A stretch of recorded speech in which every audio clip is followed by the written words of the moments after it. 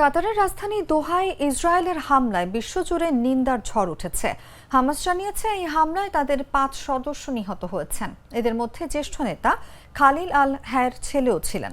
এছাড়া কাতারের নিরাপত্তা বাহিনীর এক সদস্য নিহত হয়েছেন। কাতার এই হামলাকে কাপুরুষোচিত আখ্যা দিয়ে বলেছে, যুক্তরাষ্ট্রের পক্ষ থেকে কোনো পূর্ব সতর্কতা দেয়া হয়নি। ফ্রান্স এই হামলাকে অগ্রহণযোগ্য বলেছে। যুক্তরাজ্য জানিয়েছে এটি কাতারের সার্বভৌমত্ব লঙ্ঘন করেছে। সৌদি আরব এই ঘটনাকে নৃশংস ইসরায়েলি আগ্রাসন হিসেবে নিন্দা জানিয়েছে। দোহায় ইসরায়েলের হামলার বর্ণনা দিতে গিয়ে কাতারের প্রধানমন্ত্রী শেখ মোহাম্মদ বিন আব্দুল রহমান বিন জসিম আল থানি বেশ ক্ষুব্ধ প্রতিক্রিয়া ব্যক্ত করেছেন। তিনি বলেন, এই হামলাকে আমরা কেবল রাষ্ট্রীয় সন্ত্রাস হিসেবেই বর্ণনা করতে পারি। তিনি আরো বলেন, এটি পুরো অঞ্চলের জন্য একটি বার্তা যে এখানে একটি বেপরোয়া শক্তি রয়েছে।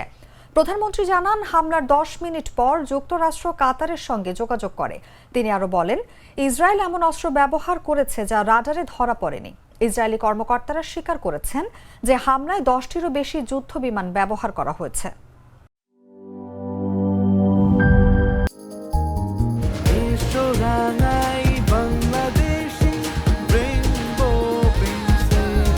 রেইনবো পেইন্টস, ছড়াও জীবনের রং।